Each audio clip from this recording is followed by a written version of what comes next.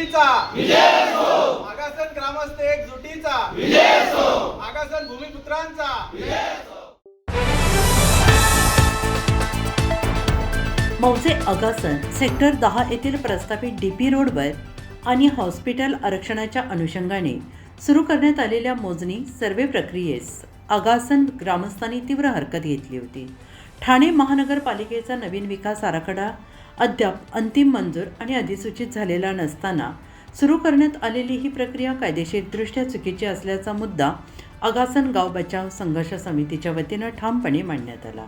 आणि या संदर्भात आगासन गाव बचाव संघर्ष समितीचे अध्यक्ष ॲडव्होकेट रोहिदास मुंडे यांच्या नेतृत्वाखाली उदय मुंडे, प्रवीण म्हात्रे, शीतल मुंडे यांनी ठाणे महानगरपालिका आयुक्त यांच्यासोबत सकारात्मक चर्चा पार पाडली.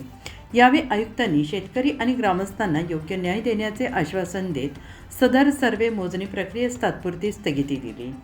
आगासन गावातील शेतकरी, जमीनधारक आणि ग्रामस्थांच्या हक्कांसाठी हा लढा पुढेही सुरूच राहणार असून गावकऱ्यांच्या एकजुटीमुळे हा निर्णय शक्य झाला आहे.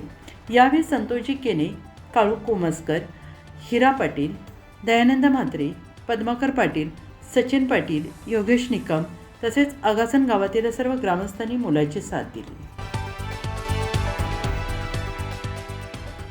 आगासन एकजुटीचा विजय असो, हो म्हणतो हटणार नाही.